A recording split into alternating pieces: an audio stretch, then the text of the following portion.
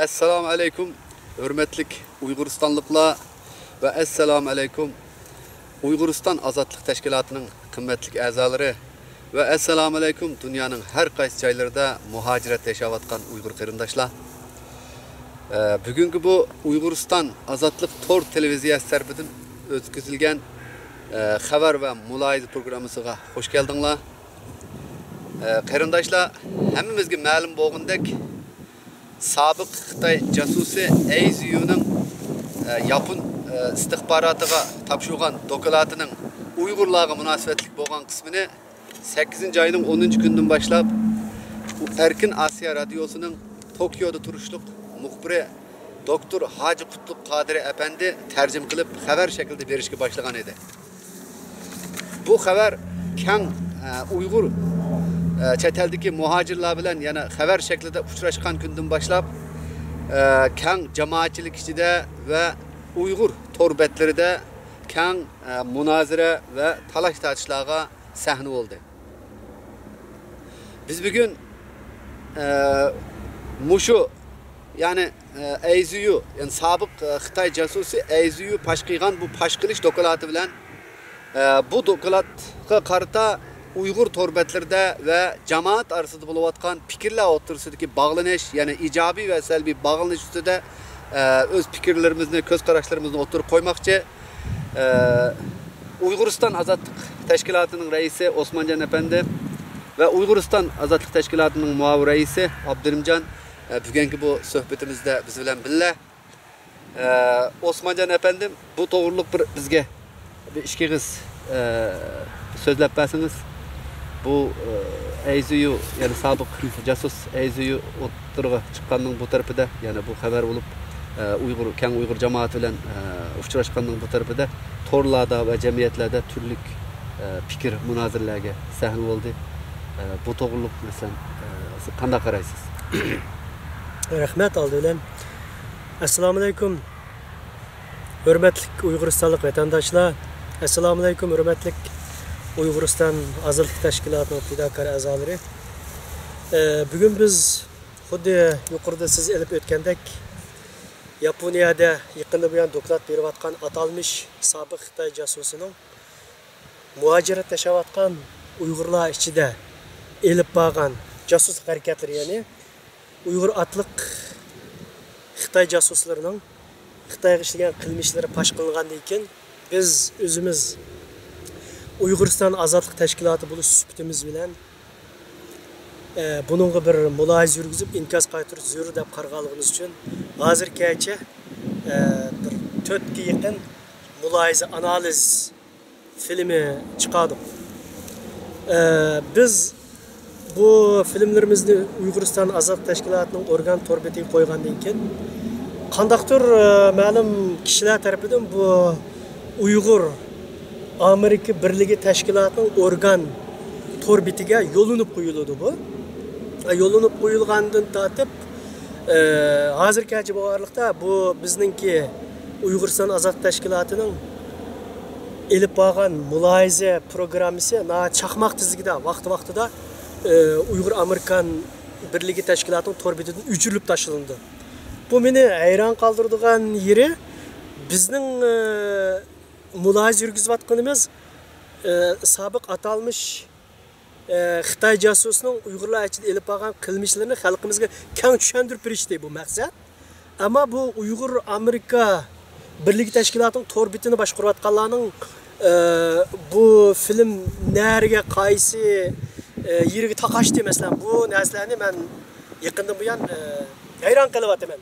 Chunki chet eldagi bugungi kundagi asosli tashviqot vositalar ichida Uyg'ur Amerikan torbeti o'zininki rolini ma'lum ma'noda o'tayotgan bo'lsin, yana nurg'un Uyg'urlarimiz yangiliklarni shu torbetidan izlab kelayotganligi uchun bu torbetga qiziqadiganlar, bu torbetga kirib munozara fikr yurgizganlar muhojirat xalqimiz ichida shu torbetni ziyorat qilganlar eng ko'p. Shu nuqtada Abdurrahimjon, Olimjon biz bir xalqimizga ma'lum bir narsalarni yo'rtib bersak deb qarayman. Xo'sh. Hadi. Bu ilqi. AZU to'g'riliq AZU'ningki Uyg'urlar arasida, muhacir Uyg'urlar arasida xizmat qilgan g'olchilar to'g'riliq, o g'olchilarning shaykillari to'g'riliq bir qancha qatam suhbat o'tkazdik film orqali. Ochiq qilib. Yozma xarakterlik mulohazalarni endi xeyli uzun yog'i yozib kelgan bo'lsakmi, xalqimizning ko'pinchilari bu yeziq masalalarini, yozma fikrlarini yaxshi hazm qilolmaydigan, mulohaza qilib, undan bir foydalanmaydigan darajada ekan bu aytganda. Bu nuqtani ko'z tutib, keyingi davrlarda nurg'ulg'an suhbatlarni jonliq ekran orqali taqdim qilishga boshladik. Shu qatorda endi keyingi davrlarda, keyingi bir qancha haftadan buyon bu AZU taxalluslik Xitoy josusining fosh qilgan dokladlari Erkin Asiya radiosi orqali Uyg'urlarga yetish munosabati bilan bizim bununla qiziqdik. Xalqimizningki ko'z qarashlariga ma'lum izohat berib, o'zimizning ko'z qarashlarimizni bayon qilgan bo'ldik. Xitoy yuqori istab o'tgan o'xshash Uyg'ur Amerikan jamiyatining organ torbeti bo'lgan bu UAA torbetini haqiqatan qasddan o'chirib ketib tashlangan. Bir kun qaraymiz, turdi bir odamlar o'zining inkosini yozdi, mayli haqorat qilsin, mayli nima desin. Bir qancha inkos yozildi, keyin qarasangiz yo'q. Bularning, ya'ni Uyg'ur Amerikan birligi tashkilotining bu organ torbetining o'zgacha bir programmalari bormi masalan? Yoki Uyg'uriston ozodlik tashkilotining hech qanday bir tashviqot ulanmasini biz qabul qilmaymiz deydigan o'zining tashkilotining bir programmasi bormi bularning belgilamasi? Yoki bu torbetning ayrim shunday bir qo'llanmasi bormi? Yoki bu torbetni boshqarayotganlarning ichida izchil bizga shaxsan bizning shaxsiyatimizga qarshi maydonda turadigan yoki bizning tashkilotimizga qarshi maydonda turadigan kishilar bormi? Endi bu bizga qarang'u masala. Lekin hozirgi ifodalanayotgan bo'libmi shu keyingi AZU josusga munosabatlik bizning suhbatlarimizni to'xtamay bu yerdan tozalab turayotgan bu hodisaga qaragan chaqda bularning ichida ma'lum bir ko'z quloqlar bormi degan tushuncha kelib qoldi. Nima uchun buni tozaladi? Masalan, biz bu berayotgan suhbatlarimizda gunohsiz bir kimni ayblaganimiz yo'q. Hech qachon gunohsiz bir kishilarni ayblamadik ham. Hatto shunday ehtiyotlarni biz o'tirib qo'ydikki, bu Xitoy kunlarining birida shunday bir qochqin josuslarni yasab chiqib, muhim da'vogarlarimizning ustidan da'voga to'pib qo'shayotgan muhim kishilarimizning ustidan bu bizga ishlaydigan josus deydigan bir eg'voni tarqitib, tuhmat qilgan bir ishlam kelib chiqarmi degan bunday ehtiyotlarni biz alohida yuritib, uningga o'zimizning ko'z qarashlarini o'tirib qo'yib, bunda ifodalab Hergiz biz hozirgacha berayotgan bir qancha qatimliq suhbatimizda bir kishilarni ko'ydiradigan yoki haqorat qiladigan yoki qasddan gumonliq obyektiga so'rab kiradigan bunday mazmunni biz o'tirib qo'ymadik. Bunda burunni qo'ymaydik, bunday mazmunni bundan keyinmi unda ish qilmaymiz, hozirmi unda bir tuhmat xarakterli bir narsa qilmayotimiz. Ammo siz degandek bular izchil tozalab kelyapti. Yani buningki bugun ham bizningki suhbatimizning asosiy berilgan mazmuni hozir biz niqib qoldik, Amerikan torbetiga qarab qoldi bizning gapimiz hozir.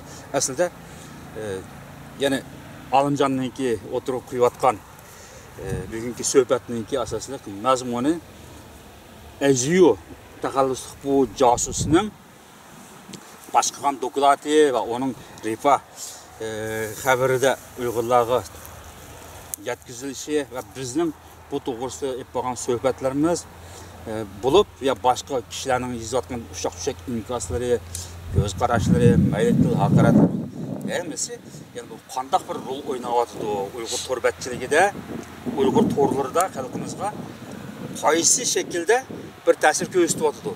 Ijobiy bir taraf yetakli bir vatanda xalqimiz yo'qolmaydi. Buning bilan oldin qatimki suhbatlarimizda o'tirib turgan ehtiyotga o'xshash salbiy bir oqibatni keltirib chiqamdi bu suhbatlar. Mushu to'g'riliq, ya'ni torbatlarning o'ynaydigan roli qanday bo'lishi kerak bu to'g'risida degan temaga kelsak endi. Men azaq 5 yil qaytmoqchi. Xo'sh. Masalan, chet elning o'zida Uyg'urcha torbat tunji bo'lib shu Uyg'ur Amerikan jamiyatining UAA nomli bu torbeti ochilgan. Qachon ochilgan bu? 2001-yilning 2000 oxiri, 2000-yilning boshlari shuna ochilgan odam shu vaqtida nihoyat qiziq bir kayfiyat yaratgan. 12 yil bo'lib qoldi. Aşağı yuqori 12 yil bo'lib qoldi. Bu torbetning o'zi ochilganning yog'i Uyg'ur jamiyatida qandaq rol o'ynab keldi. Hozir Uyg'ur Amerikan jamiyatining bu organ torbeti, ya'ni tashkilotning organ torbeti bu.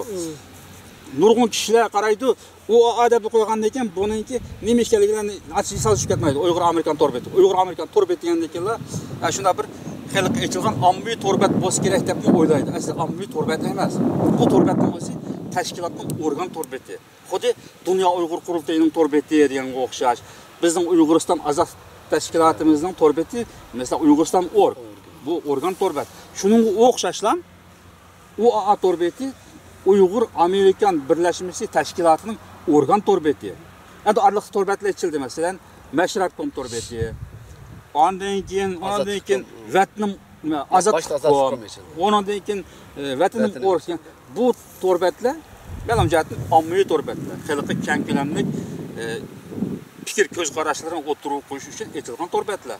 Lekin Uyg'ur Amerikan birlashmasining bu torbeti organ torbat bu. Ama bu torbat hozirgichilik Uyg'urlar orasida, muhojir qarindoshlar orasida qandaq rol o'ynab keldi, qandaq rol o'ynashi kerak. Men ozroq fikr qilay, bu yaxshi fikr bo'ldi. Bu bir ma'lum bir tashkilotning organ torbeti bilan ommaga ochilgan ommaviy torbatniki jiq farqi bor. Ommaga ochilgan torbatlarda umumiy ommaning, ya'ni muhojir yashayotgan Uyg'ur xalqining umumiy fikri, so'z erkinligi o'tirib qo'yilgan.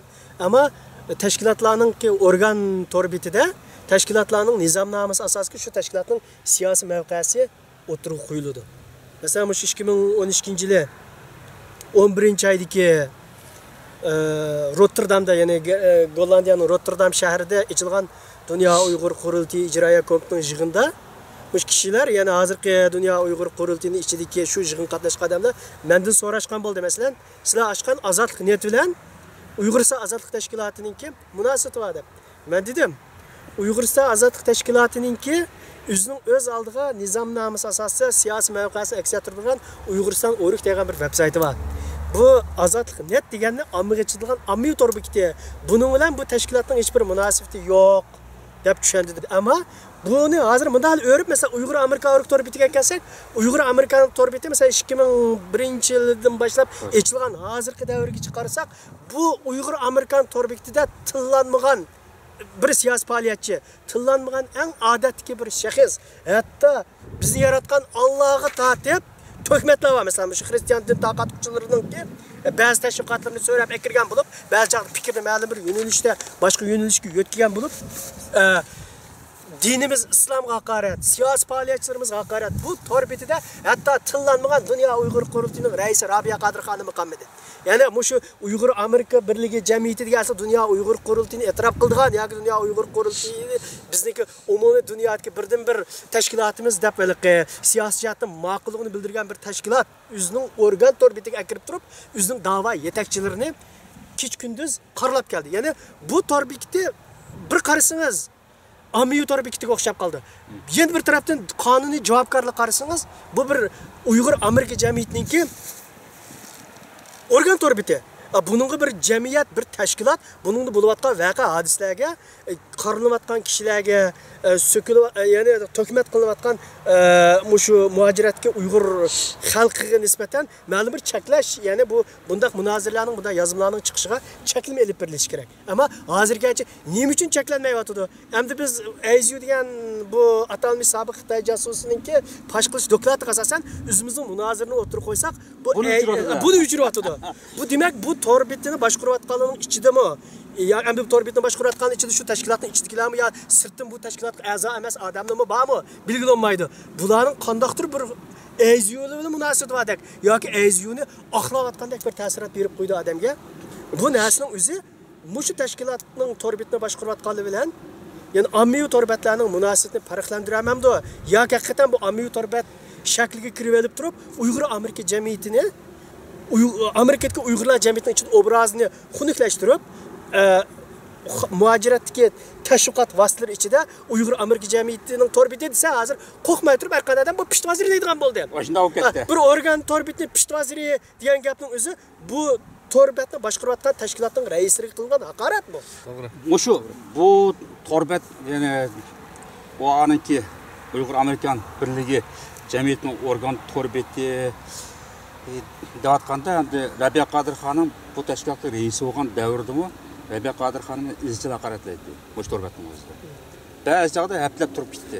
Ya'ni bu torbat yangi ochilgan chaqda 2001-yilda yangi ochilgan chaqda shu vaqtdagi Uyg'ur Amerikan birlashmasi tashkilotining raisi Turdig'o'ja torbatga qaraydi-ki, yangi ochilib bir haftaga qolmagan chaqildan boshlab munozir maydoni ochilib, Uyg'urlar ochilgandan keyinlar dastlab qilib shu butun chet eldagi rahbarlarni haqoratlikka boshladi. Qato ismini sanab chiqib, o'lib ketganlarni tortib, hozir bog'lig'ichilik yetishib chiqayotgan bir turkumlarchilik ismi atilib turib, to'xtamay haqorat qildi. O'chirib to'sa haqorat qildi.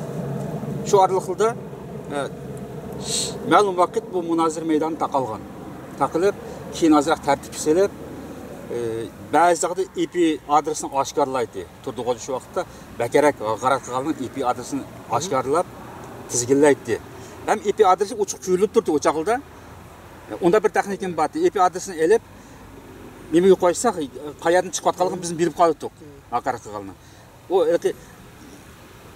til hakaretinin, mesela piştin eğvanın aldığını eliş için IP'sinin aşkarı küyüldüğün kılıp, anda tedbirini kullanılan. Keyin kişilerin erken fikir kılışığı dağıt derecede diyen bir sebepler bilen IP'si yuşurun turunluğun boldu. Aralıqda 2002-2003 yılları Turdig'o'ja o'zininki telefon aloqasini chiq odamga taqatdi. Agar mana shu torbatda qanday bir nabab bir masalalar, nabab bir til haqorat, ya'ni millatga foydasiz bir yozimlar o'tirg'i chiqsa, shuningki yana artikel nomeri bor shu yozimniki. Va shu nomerni mening qo'l telefonimga mesaj qilib yo'llasanlar, men uni qo'l telefon orqali idora qilib tozalab turman deb menga evatgan diyor. Men bu shu vaqtda Dunyo Uyg'ur Sharqiy Turkiston Uyg'uriston Milliy qurultayining tashviqot ishlariga hamkorlashayotgan chaqlar shu.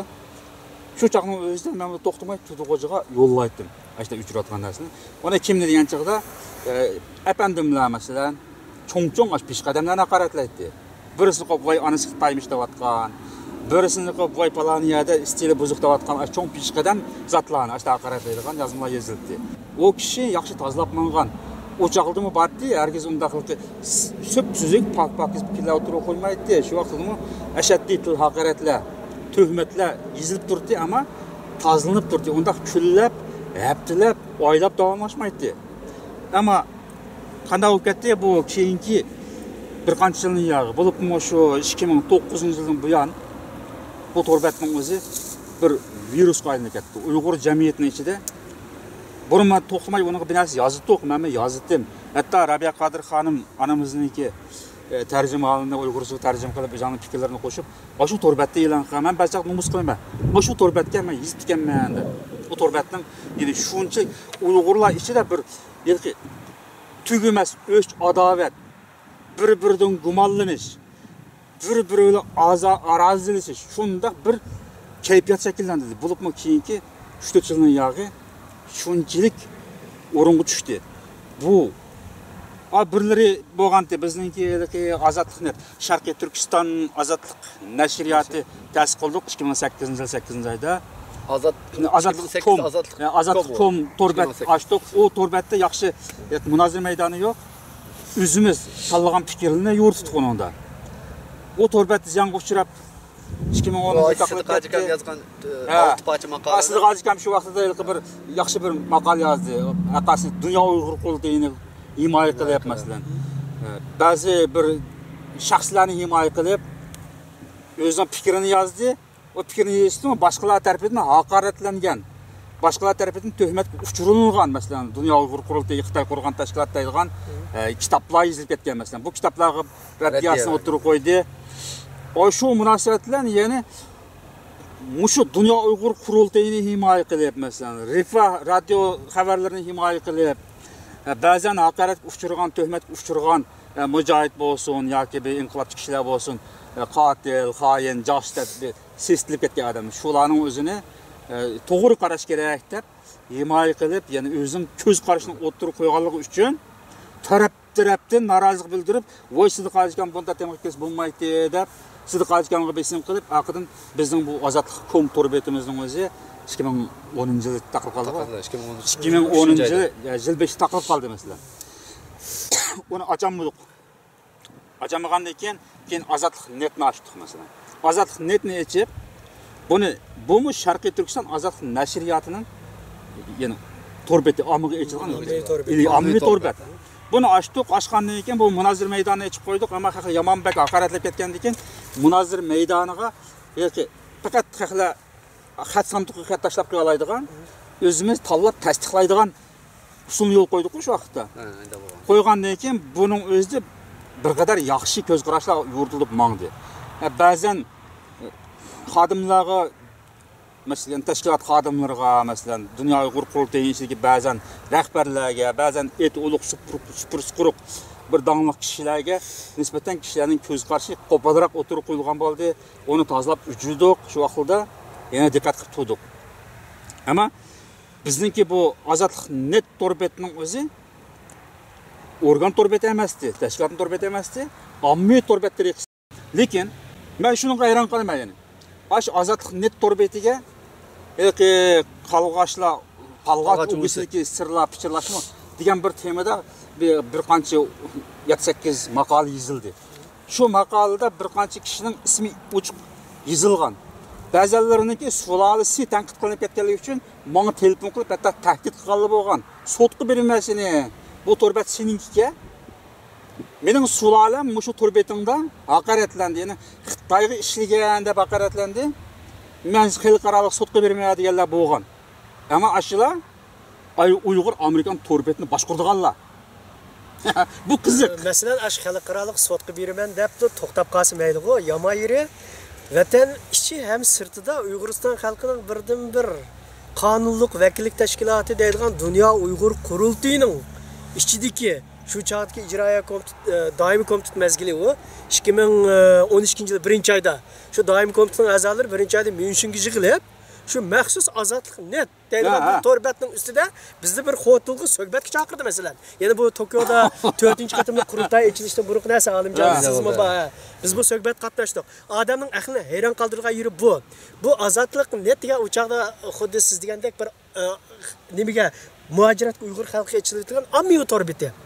Ama bunu Dunyo Uyg'ur qurultayining aralashib turib, bu torbetning ustida maxsus dunyoning har qaysi joylariga shu doim komitet a'zolari Myunxenga yig'ilib kelib, mush torbetning ustida suhbat o'tkazishning, ya'ni bizni taklif qilib, bu torbetinglarda mundaq narsalar bor ekan, qurultayning ichiga ba'zi odamlarga uch qashqar narsalar yozilib turgan ekan, buni biz yozmadik. Buni yozgan bu ommaning fikri. Xalqning fikri bu qurultayning ichida bo'layotgan, qurultay Dunyo Uyg'ur qurultayi bo'lgan kundan tartib emas.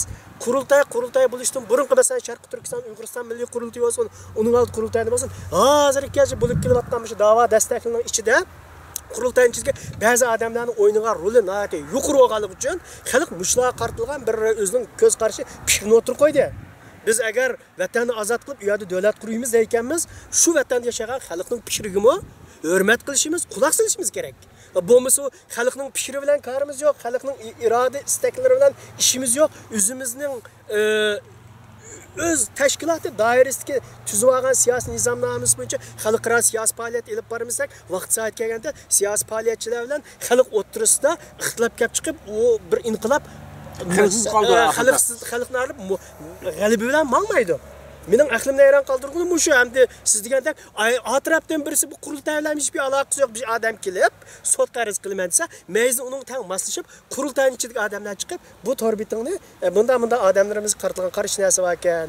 Shu vaqtda taqdimiz men shu vaqtda bir xil tafsili anglagandim bu to'g'riliq fikrni. Uyg'uriston ozodlik tashkilotini taqdim etish kerak.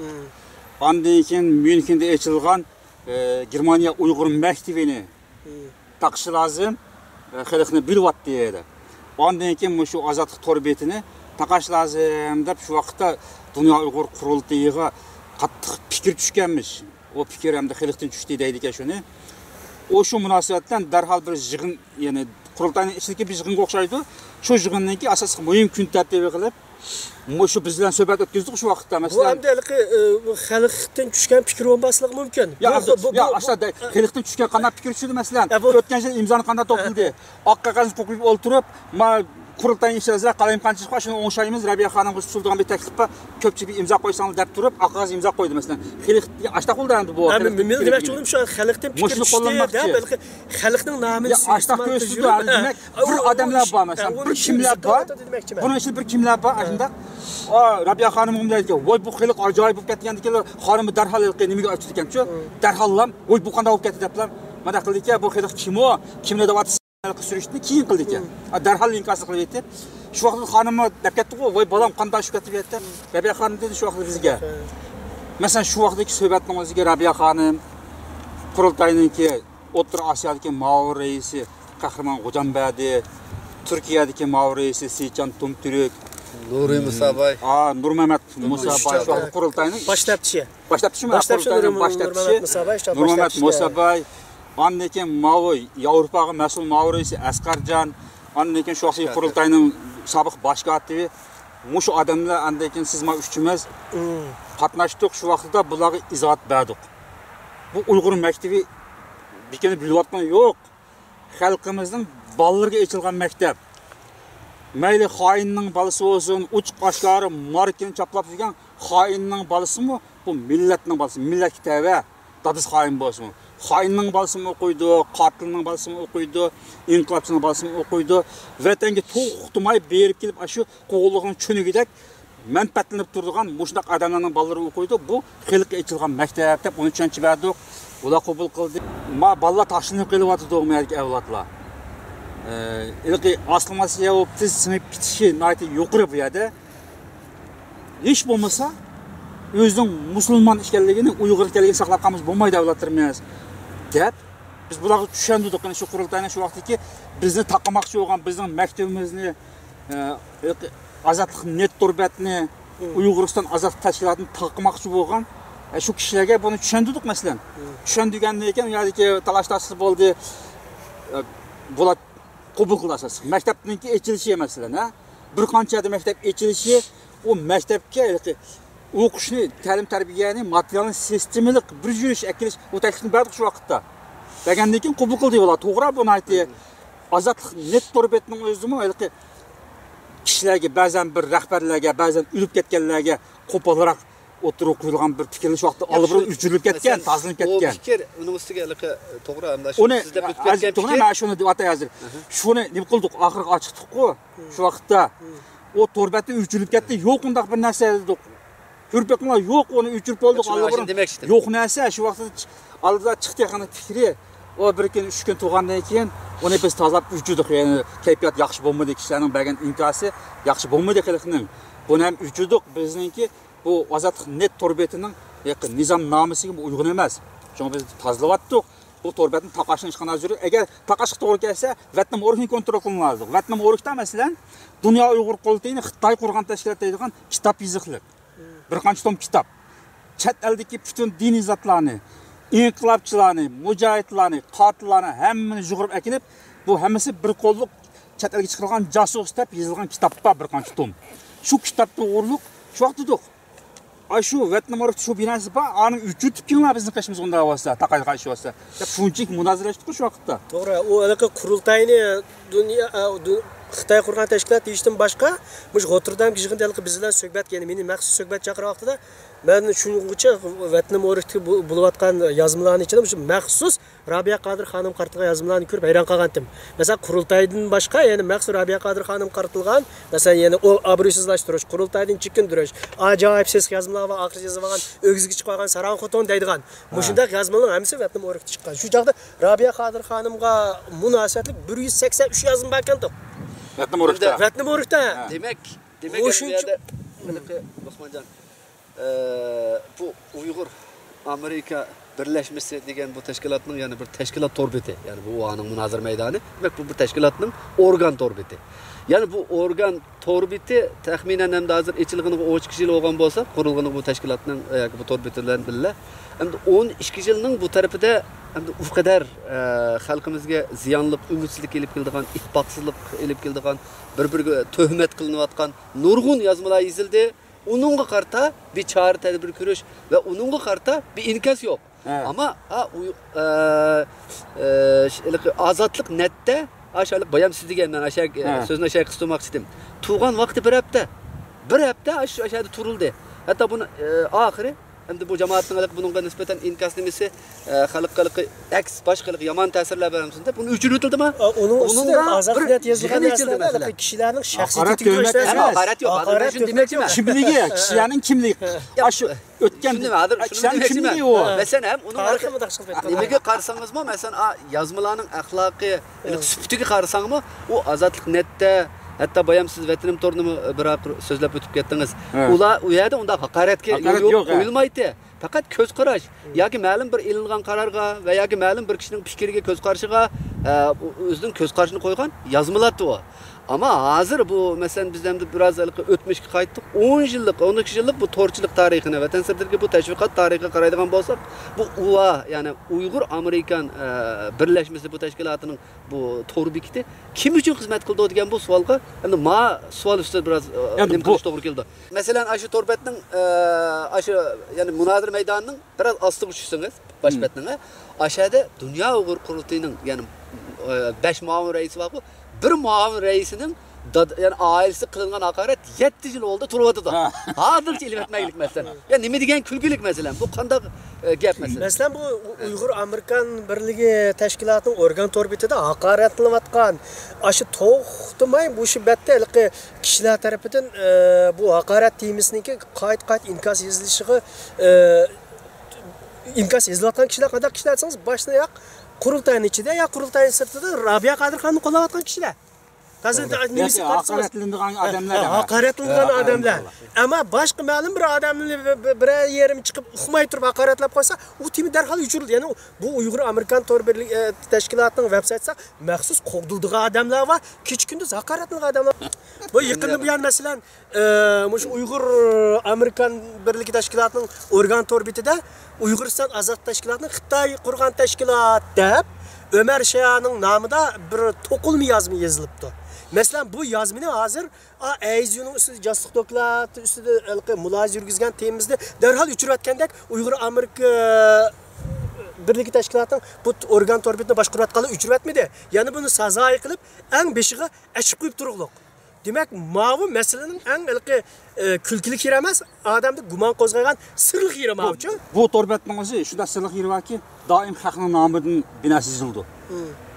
Meni diqqatim eng og'ir qo'zg'agan bir masala bor.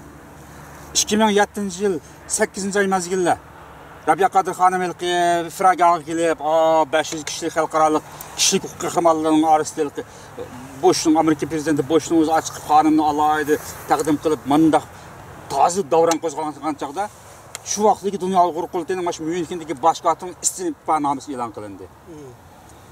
Ashun nom bilan istifa e'lon qilindi. Bu hayron qolib qoldik. Nima ish bo'ldi bu?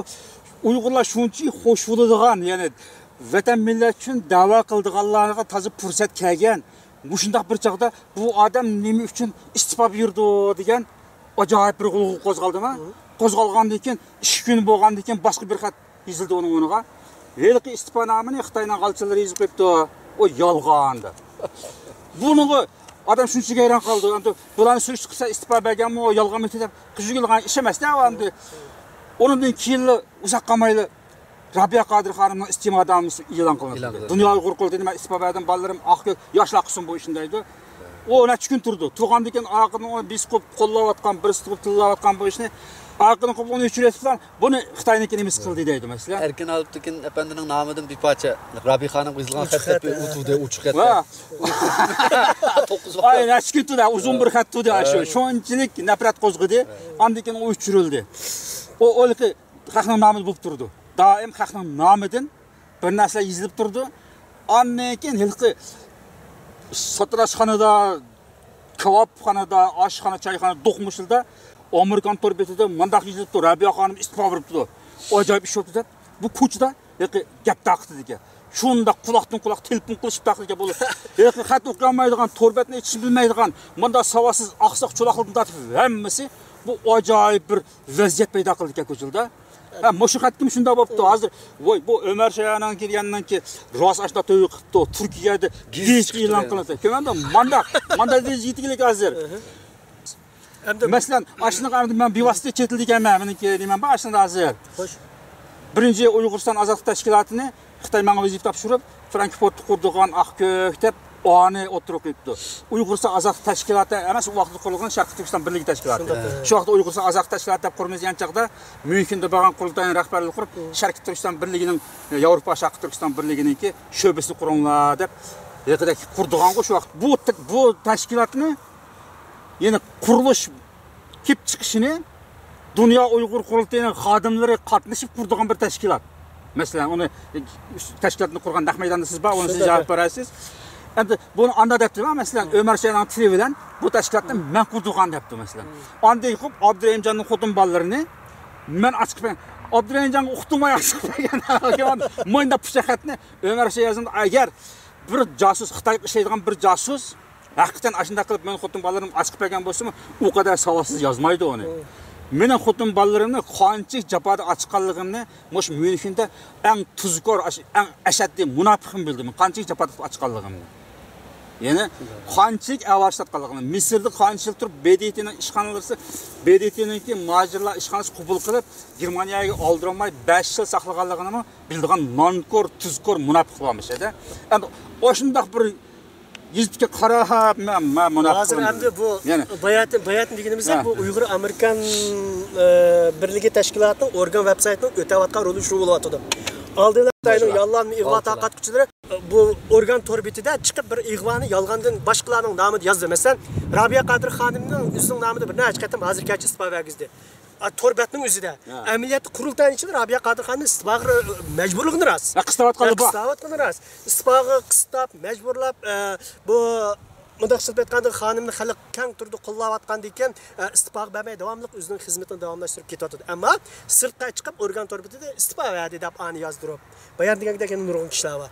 Endi hozir bizning masalamizga kelsak, oldi bilan bizni mushu Ömer Şayanning nomida yozilgan yolg'on to'qimida o'ydirim yozmada Xitoy qurgan josus tashkilot deb buni bir yozg'izib deb, uningdan keyin ko'chiq chiqib do'qmishdan Myunxenning banuflari yugurib yurib, yani bunda qilsangiz odatga odamlar emas. Berib keldigan odamni yugurib yurib, "Ma tashkilotni Xitoy qurgan tashkilotmish" deb odamdagi so'z cho'chak taqib yurganmish. Ajoyib qiziq shu.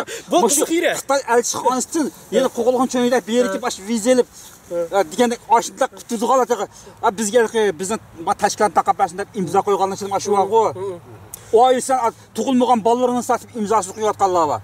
Hatta gumonliq. Yani Marx men Ançantin menga vazif topshirdi. Men Myunxendagi Sharqiy Turkiston Yevropa birligining reis saylamini men asli üstü qildigan bo'ldi deb o'shunda chiqqan markilik odamlarmi? O'shu odamlar bizni tashkilotimiz qarshi imzo qo'ygan kichik bolalarning imzosini qo'ygan. Yani bu yaman kulgili hiyalari. Hozir mush kuch-kuchida gap taqib odamlar qanday kishilar masalan? Bu odamga hayron qoldiradigan yeri bu. Mesela bu Xitoy qurgan tashkilot degan bo'lsa, bayatda siz izohlab o'tdingiz. Ajoyib qiziq yeri bu tashkilotni qurgan yoki qurish harpisida qurish taklifini berganlarning hammasi Dunyo Uyg'ur qurultayining ichidagi odamlar. Ya'ni hozirda alohida darajalik amaldorlar, mesela amaldor deb turay. Ya keyin alohida darajalik amaldorlar endi. Bundaq chiqilib aytganda, masalan 2007-yili 5-oyning 17-kuni biz bir tashkilotni qurdik. Ama 2007-yil 5-oyning 17-kuni biz Sharqiy Turkiston birligi tashkilotini qurishdan avval 2006-yil 11-oyning 26-kuni Dunyo Uyg'ur qurultayining ikkinchi qatimli yig'ini Myunxenda ochilgandan keyin yig'in ochilib ikkinchi kuni Rabiya Qadir xonim rais bo'lib saylanib bo'lgandan keyin shu chaqdagi bosh kotib, ham shu chaqdagi bosh kotibning yordamchisi bor shu yerda. Kurash Ataxonbek ishkimizga ishxonaga ayrim chaqirib akilib, shu bosh kotibning bir bergan taklifi bor. Frankfurtda meni bayanning sirtida Uyg'urlar ko'p yig'ilib qapti. O'sha atrofda bir tashkilot qursanglar degan biz bu o'zimizningki tashkilot qurish taklifini, ya'ni sizning taklifingizdan hech biz bir tashkilot qura olmaymiz. Aldan xalqning bir qancha tayyorligi bor. Buni bu surishti qilib, andan keyin biz bir javobini beraylik. Desak, ma'qul dedi 2 soatdan keyin la. Bizning bu javobimizni anglab bo'lib, yana bir 2 soatdan keyin shu chaqdagi shu qurultayning yig'ini qatnashayotgan dunyoning har shu Germaniyaning boshqa o'lkalaridan kelgan yana boshqa qarindoshlarimiz bor. Masalan, hozirgi Yevropa Sharq Turkiston birligining diniy ishlar komissiyasining mudiri Habibulloh Ahad deydigan kishi bor. O bizning guruh tashkilotning sobiq taftishi masalan. Onundan boshqa o'lkalardan kelgan odamlar 7-8 odam yig'ib, bu gapni yana bu boshqatib o'tirib qo'ygan ekan. Biz shu yerda shu o'ltirgan hozir hamiz guvoh bor. Shu boshqatning taklifiga bergan fikri biz bir tashkilot qursak quraylik, ammo hozir buning biz javob beramaymiz. Maslahatli javob beraylik deb, u yerdan chiroyli javob berib chiqadi. Bu samimiy taklifmi yo boshqa taklifmi? Biz u chaqda bilmadik masalan. Chunki biz bilishimiz kerak, nima uchun biz turib to'satdan tashkilot qurgan bu qilishimiz kerak. Chunki oldi degan gap, masalan, Rabiya Qodir xonim bu qurultay rais bo'ldi. Ya'ni biz bundan keyin qurultayni yoshlantirishimiz kerak. Hozir qurultay degan yoshlar qo'shini yetilib chiqish kerak. Ishqonlar ko'z ko'ringan ziyoli ekansizlar, ham ahli biliminglarmi bo'ladi ekan, shuni bir tashkilot qursanglar dedi. Shuning bilan biz bu gap bizga tasodifiy to'satdan tuyulganligi uchun biz javob beramidik. Degandek keyin qaytib bordik. Qaytib berib Germaniyaning Bayan Federatsiyasining sirtidagi Uyg'urlar aloqa qilishib, bir tashkilot qurishning tayyorligi bormi yo'q, odamlarning ko'ngliga kirib chiqib, uchrashib, fikrlashdik, suhbatlashdik. Oraliqda taxminan 7 oy vaqt o'tgandan keyin buning bir tayyorligi pishib yetildi deb, oxirisi 2007-yil 5-oyning 17-kuni Germaniyaning Frankfurt shahrida dunyoning har qaysi joylaridan kelgan 22 nafar vakilning, buning ichida Turkiyadan kelganlar bor, Abduljalil Turan bor, qurultayning xodimlari bor, masalan, Münchendan bag'anlar bor, Muavreis bor, boshqa atibba, shu Fransiyadan kelgan qarindoshlar, hozir Amerikaga ketgan Abdukim Xotandan tortamiz bor. Demak, bular yig'ilib kelgandan keyin biz ilgari bizga tashkilot quringlar deb taklif bergan boshqa atibmi bor. Bo'lganki biz shu yig'inda hamda o'zimizning ularning tashkilot qurish tayyorlik ishlarimiz bitgandan keyin keldi yig'inga qatnashdik. O yig'in bo'lish jarayonida biz shuni his qildikki, ya'ni bizni Yevropa Sharq Turkiston birligi tashkilotining Frankfurt sho'basi bo'linglar degan bir yerga olib qistidi. Biz shu chaqda bu fikrning to'liq to'g'ri fikr emasligini, biz bir mustaqil bir tashkilot qurish kerakligimizni desak, ular zodi o'zining fikriga ko'ndirish uchun bizni shu yoqda majburlab oldi. Unda hozir biz Yevropa Sharq Turkiston birligini tashkilot quraylik, Yevropa Sharq Turkiston birligi Frankfurt sho'basi bo'lsaqmi bo'laylik dedik. Lekin ular amaliyotda bu shu yerda mush qurultayninki ba'zi rahbarlari har yil berib dam oladigan yoki dunyoning boshqa joylaridan siyosiy faoliyatchilar kas to'xtamay uyda mehmon bo'lib kelgan mehmondo'st bir qarindishimiz bor. Shu balani shu qurilmoqchi bo'lgan tashkilotga rais qilib saylamoqchi ekan.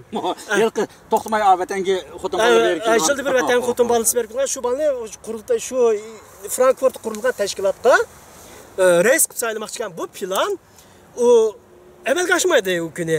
Amaliyotda bizni tashkilot quring deb o'tirib chiqarib qo'yib, tashkilot qurilgan kuni u balni rais qilib, u yerdagi yana bir tashkilot qurib, yana bir uqmidi qanday nima qilmoqchi, mushu shaklda o'tirib chiqarmoqchi ekandik. Demak, xulosa qilib, nima deysiniz? Bu tashkilot asli Xitoy qurgan tashkilot emas, bu Ömer Shahning yozma o'ydirmasi yozayotgandek, bu dunyo Uyg'ur qurultining hozirgi ichida vazifa topayotgan, burun ham vazifasi odamlarning samimiy taklifini bilmayman. Shularning tashabbusiga asosan qurilib o'tirib chiqqandan keyin bu tashkilot ularningki deganidek, ularning orzusidek bo'lmay qoldimi? Yoki Xitoyning, ya'ni Beijingdagi Xitoyga yoqmay qoldimi? Shu kundan boshlab uzluksiz bugungi kungacha to'sqinlik uchrayapti. Qarshilik uchrayapti. Mushada ozroq bir gapni izohlab ketayman.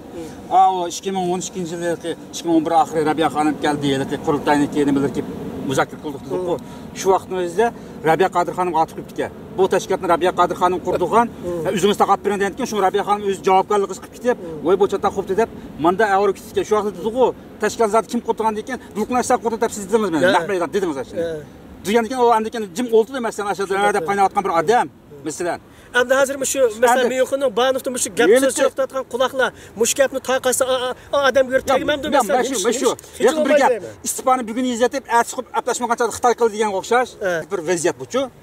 Yo'q, o'zi degandek, o'ziga ko'ngli yoqqandek, o'zining yo'l yo'rig'i bilan, o'ziniki sizgan sizig'i bilan mangsa, uni doimiy himoya qilib, bilqi ep mangadigan, agar o'ziniki ma'lum bir немесіге ұйғын кәмеген, арзу талаптарыға ұйғын кәмеген, яки бәлім бір қараңғылықтығы қожайыларыныңки көрсеткен yollarga ұйғын кәмеген бір нәрсе olsa, бұны daim ұрып чуқып тұрдыған, мұшына бір вазiyat мәвжуд. Бұны мұшы әйзиюның докулаты арқылы бұл чуқым етіліші мүмкін. Bu karanlıklar bazı yerde içilişi mümkün. Ama adamın dikkatini dağıtmayır mı şu? Mesela şu bayatın alimcamı dedi azatlık net kaçan içinde kaçan takıldı diyen sualık özünüz bir cevap verdiniz mesela. Şu azatlık netinin ki takılıp kalışık sebep olan neyse mi? Bir neç yazmılar oldu mesela kalgaç söhbet deyimiz ki azatlık nette kalgandı ki yani biçare vatanperver inkılapçı ziyalılarımız yani şu Uygur Amerikan torbası çıkma mecbur oldu mesela elqe Qağla guruhi deydi. Qağla guruhi. Qağla guruhi deyimiz, qarlaş ustayımız. Muşu yazmılarımda nazar salsak, Xitayning muşu Uyg'uriston davası için sağan özünün strategik casuslari oshkorlanib qolganda ekan. G'ilpal o'tirib chiqib qolgandek bir narsa vaziyat shakllanadi-ku. Endi bu narsa chiqqanki Xitoy bu o'zining strategik jasuslarini qutqizish kerak. Chunki bular xizmat qilish kerak. Ya muşuning o'xshaydigan bir yozmani men ko'rdim.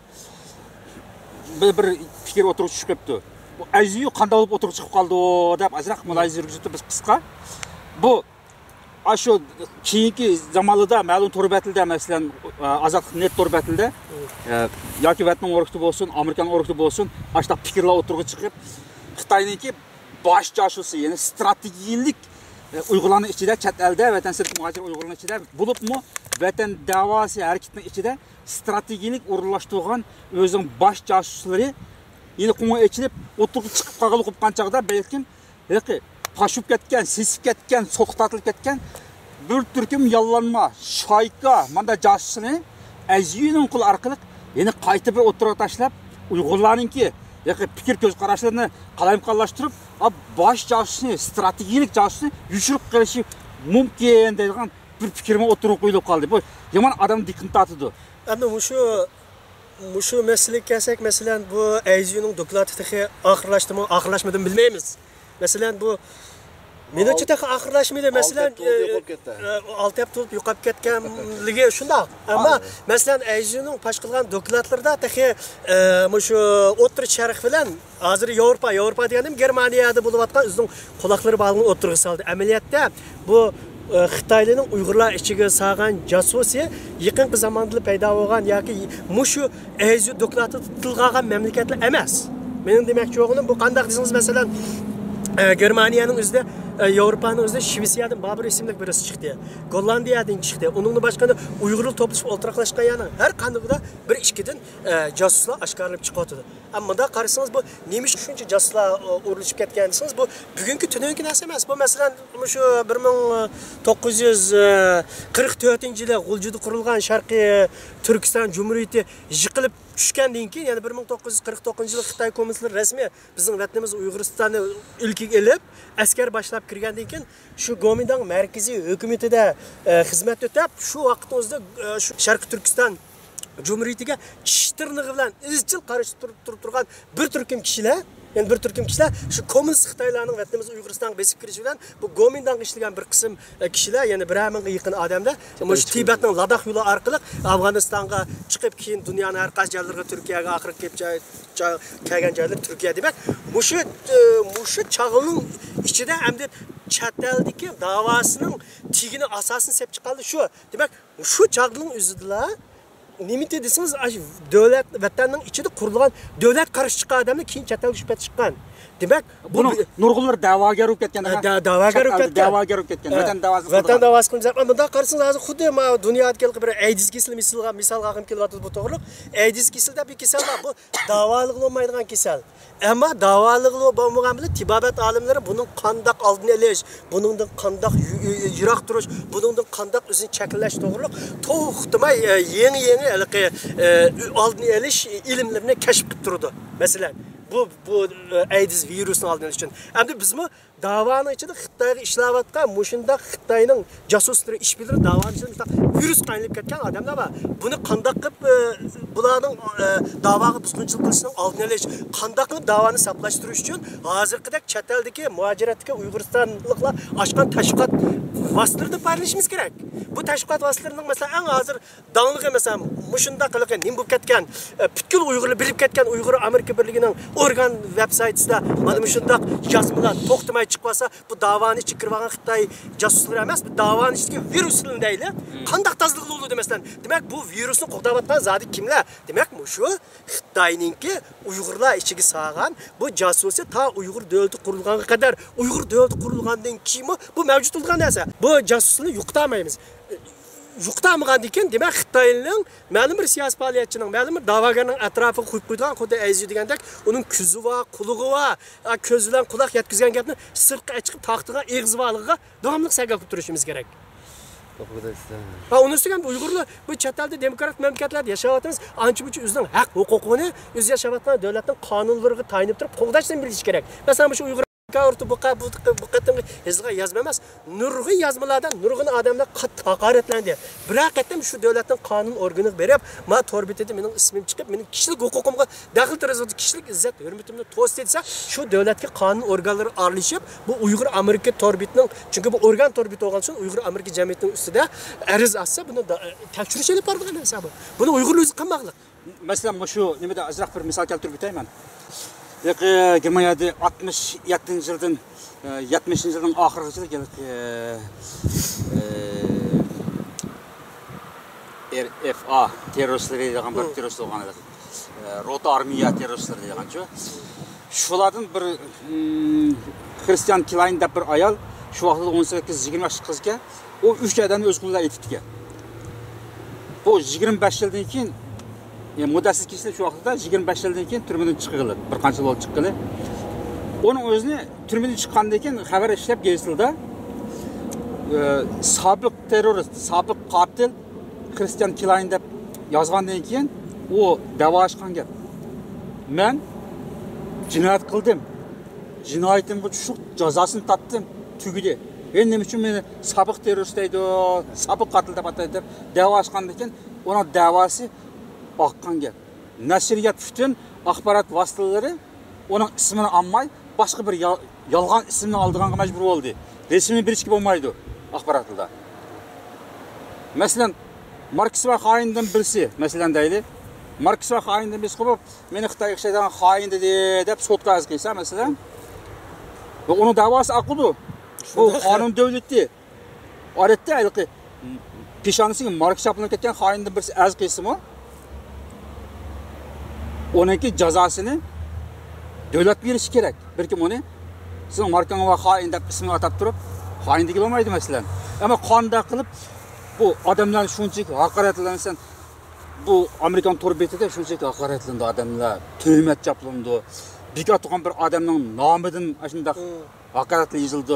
Bir odamning nomidan boshqa bir odamningki ustidan haqorat yozildi. Hatto mening ismimni yozibmi? Haqoratlagan ashta yozmali bor mosh torbetda. Mening ismimni. Men astiga tilab qo'yib, mening ismimni anani haqqi bormi deb og'zini buzib, ashtaning inkos qilib qo'yganlarim bor. Mening inkosimni o'chiradi, ammo mening ismimni yozgan narsani saqlaydi bular. Endi bu asli bunda qaragan chaqda Uyg'ur da'vosi, Sharqiy Turkiston da'vosi degan bu da'voning o'zi yoki cho'gay balga o'xshab qoldi. Besh yo'g'inab ketdi, pochaqda mag'dur yo'q. Kishida kasal bo'lib qoldi-ku, bosh yo'g'on, pochaq kichik olib qoldi. Da'vo shunda yo'g'inab ketdi, butun dunyo biladi hozir Uyg'ur desa.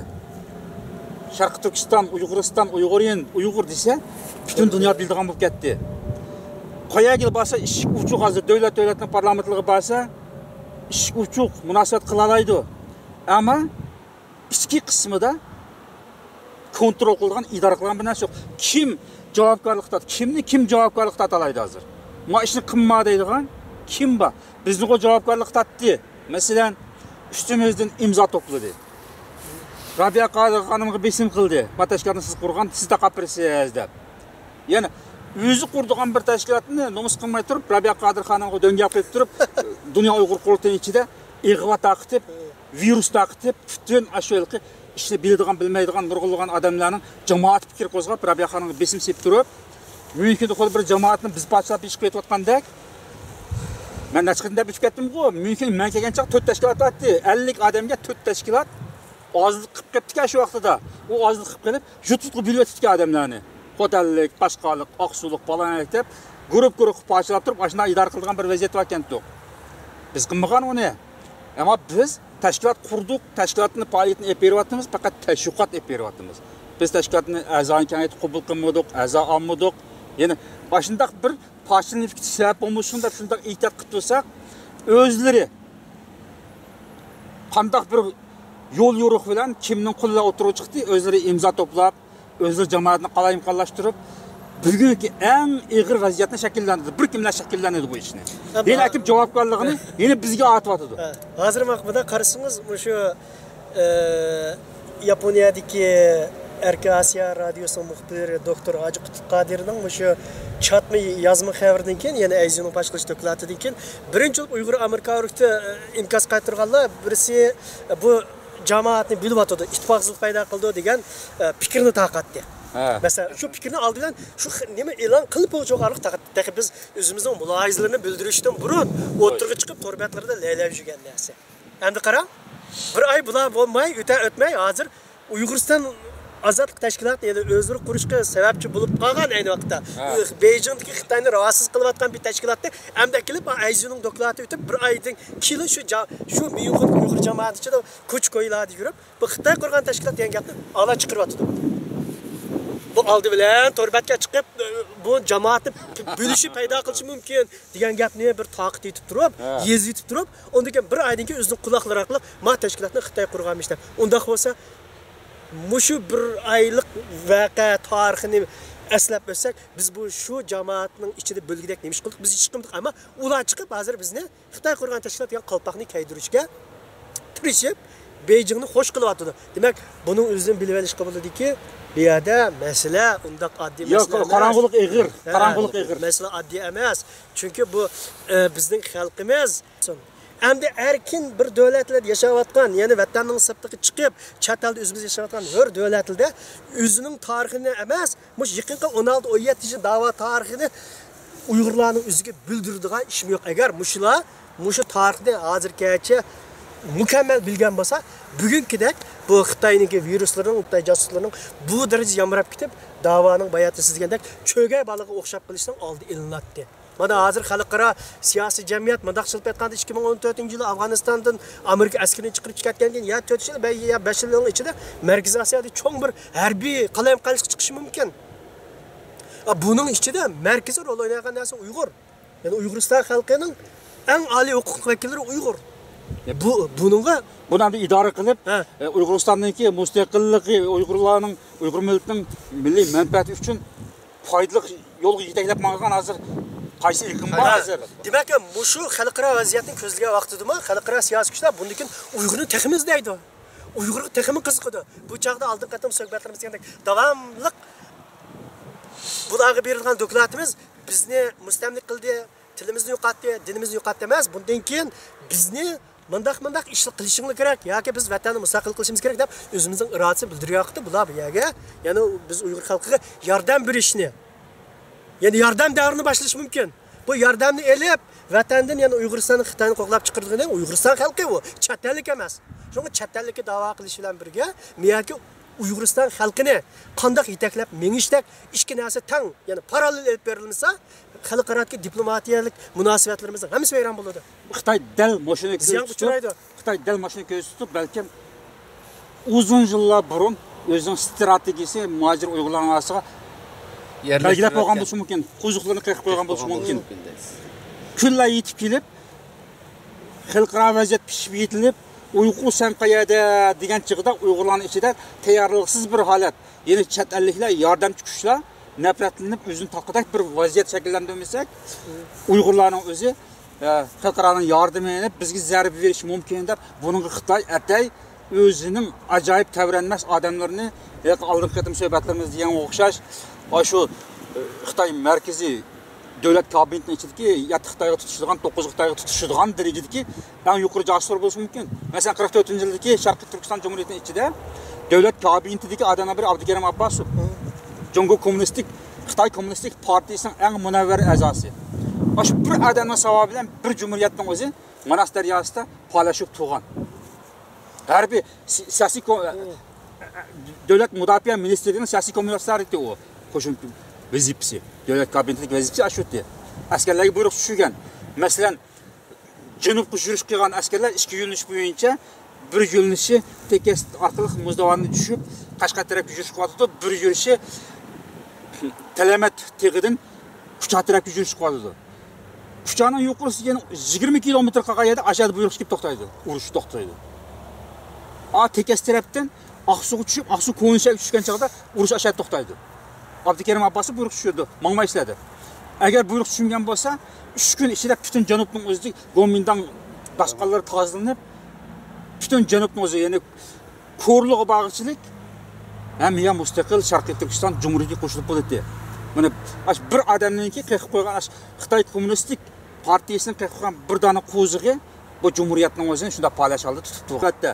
Masalan, Amerika, Sovet ittifoqi, Palam Pistoli to'plashib, cho'ng davlatlar o'zining manfaatini gavdalantirish uchun u yerda to'xtamni qildi. Ammo o to'xtamning amalga oshish oshmasligi o'zimizga bog'liq. Sizning bu yerga yaxshi bir misol, masalan, Xitoyning o'zining Xitoydan ichida, ya'ni bu Xitoyning kommunist partiya bilan Gomindan o'tirishga ichki surkilishlarda nihoyatda yaxshi bir misol bor-da buningda. Shu siz degan shu Yaltıda aslida Xitoy masalasiga munosabatlik Xitoyga vakil bo'lib ustalda o'tirganlar Gomindan. Gomindan bilan to'xtam tuzilgan. Ammo kommunist Mao Zedongni nimada to'xta degan vaqtida qaysi daryoning Qanqa daryosida to'xta deb Stalindan telegramma kelganda 2 soat shu yana shu 0 da buyruqni berdi. Daryoni o'tingil deydi. Ya'ni anglamaydi. U Yaltı maqolada hamma narsa qilgan vaqtida 51-yildan boshlab shu Sovet boshqa davlatlarning bir qismi nima bo'lgan, ya'ni kommunizmga tava bo'lgan davlatlar Gomindanni nima? Kommunizmni qabul qilaylik, Mao'ni qabul qilaylik. Nimani ishtiratigilik. Demak, ichki omil muhim demakchiman bu yerda. Shu vaqtdagi Stalinning buyrug'i. Hamma Stalindan yordam oldi ekan. Masalan, Jiang Jishu ma'lum jihatdan Stalinga beqinib ketgan shu vaqtda. Yaponiyadan chekinib, Stalinga yordam olayotgan, Mao Zedong Stalinga yordam olayotgan, bizning Sharqiy Turkiston Jumhuriyatining Stalinga yordam olayotgan. Stalin 3 tane dushmanga rahbarlik qilayotgan shu chog'da. 3 qarma-qarshi dushmanga rahbarlik qilayotgan. Shu Sharqiy Turkiston armiyasiga Manas daryosi bo'yicha to'xta deb buyruq tushgan. Jungo kommunistik, Xitoy kommunistik askarlariga Xalqay daryosi bo'yicha o'tmaysa, janubga o'tmaysa to'xta deb buyruq tushgan. Jiang Jishiga uning Shanshidni o'tmaysa deb buyruq tushgan, hammasiga buyruq tushgan, lekin bu yerda Sharqiy Turkiston Jumhuriyati buyruqni qabul qilganlik. Manas daryosi bo'yicha to'xta qilib, Jiang Jishi Shanshidni o'tmay to'xta qilib, ammo Mao'ning o'zi inqilob eksport import qilinmaydi deb, u siz deganda olg'a deb buyruqni bergan. Ular Qanqa daryosini usib o'tgandan keyin Stalin ularni umid kutgan. Bular Junguni tutib tura oladi ekan deb. Bizninkilarmi olg'a deb ma'ladi shu vaqtda ki bu Stalin tutib bog'lab qo'ymaydi. Endi demak, bugungi kunning o'zida yana shuna xalqaro vaziyat deb qarabsak, xalqaro vaziyatda gunoh yo'q.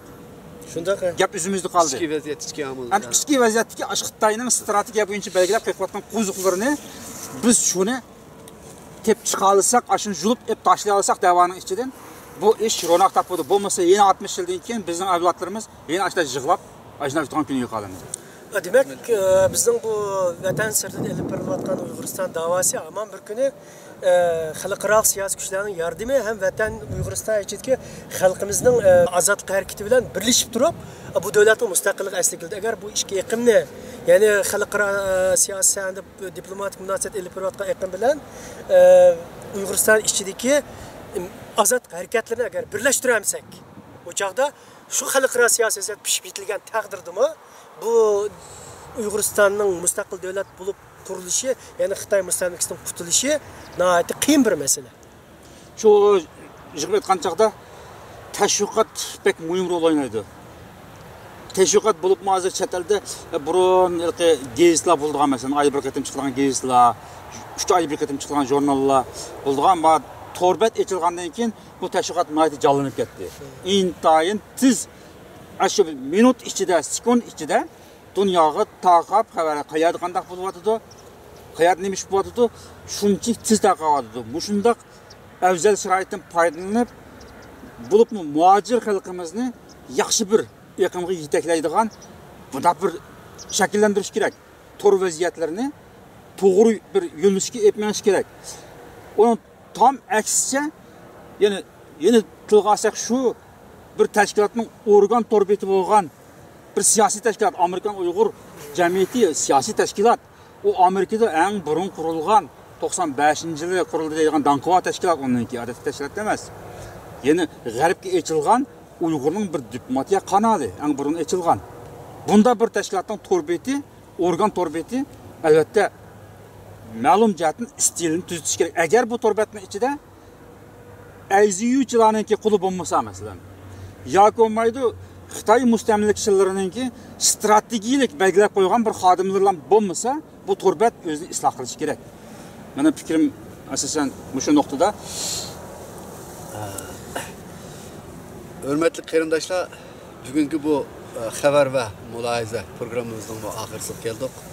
Yuqorida Uyg'uriston Ozodlik tashkilotining raisi Osmonjon Tursun apandi, Uyg'uriston Ozodlik tashkilotining muavin raisi Abdurimjon o'zining qimmatli fikrlarini har biringizga sungan bo'ldi. Boshqa bir programda ko'rish umidi bilan xayr xo'sh, Allohga emanet.